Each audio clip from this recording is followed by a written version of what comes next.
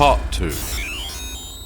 I was DJing to pay my way through university and lived in a tiny room that needed to house not only my studio, computer, synths, samplers and speakers, but also my DJ setup and vinyls. I'd recently managed to buy my own set of 1210s and had a Saturday night residency in a hidden underground club in West London. I was frequently playing at venues like Scala, Ministry of Sound and Rock, and had to keep up with all the newest releases, especially imported vinyl from the States, that could set you back £15 for one track. At the same time, I was being sent promos from record labels to play out, and my record collection started to swell to a size that had become a true albatross around my neck. I was remixing and producing commercial releases, and started to realise the lengthy and expensive process of getting vinyl pressed. At the same time, I was studying design and learning the manufacturing processes involved and the environmental cost of producing, shipping and storing such heavy plastic. In my working life, I was then getting a first-hand education in dubplate pressing, which was like an art form in itself, and only lasting a limited amount of plays before needing to be discarded. Vinyl as a medium required lots of care and attention, or it would end up scratched and would jump during your sets or even worse, warp. I once lent some classic hardcore to a DJ friend for their set at an outdoor rave, and the heat warped all the records, destroying vinyl that would now be worth an absolute fortune. There were no backups or copies, all were lost forever. I graduated from St Martin's, and Beatnik were commissioned to make a 10-part music TV series that was aired on Sky, ingeniously titled Beatnik TV. Now I had cameras, mics and film equipment, as well as all my music equipment. I had to move house and quickly realised how much I was paying in rent to house my collection of vinyl. I'd given up counting after I reached about 6,000 slabs, but the monster never stopped growing.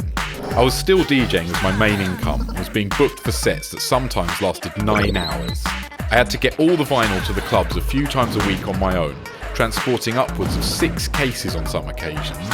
I then spent all night leaning over in badly positioned club DJ booths, stretching and twisting for record boxes in inaccessible places, and finally exhaustedly lifting them in and out of cars and cabs in the early morning. My back was starting to pay the price. Another shift was happening in the DJ world, and CDs were becoming the mainstay of most clubs. Lots of venues slowly started phasing out decks, and travelling with vinyl was becoming more and more inconvenient.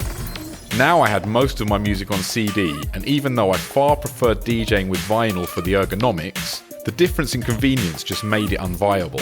Thankfully though, technology was finally turning digital. I was given my first MP3 player at the very start of this period, and it had 6 megabytes of memory, enough for one album of very low quality digitised music.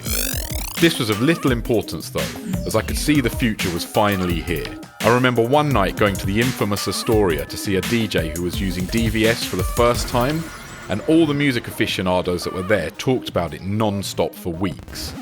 This new technology changed everything, and soon DJ Nicky and I were both using Serato for all our DJ sets, and now only needed to take a small bag with a laptop, Serato box, headphones and a few cables, and we could DJ for weeks without playing the same record twice.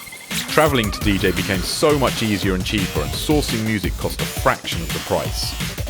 Possibly even more importantly for DJ producers, we could produce a track or make a remix and take it out that night and play it instantly with absolutely no cost incurred. I could see how the crowd reacted to any song I was working on, or how the bass would hit on large sound systems, and then go back to my studio and tweak the structure and mix until I was happy. The only thing I really missed was being able to identify tracks in one glimpse from the cover art. I still to this day have a ridiculously hard time trying to remember all the track names and artist names when I have tens of thousands of pieces of music in hundreds of genres. The visual triggers of vinyl covers really helped. However, the ripped fingernails and bloodied cuticles from quickly grabbing records will not be missed at all.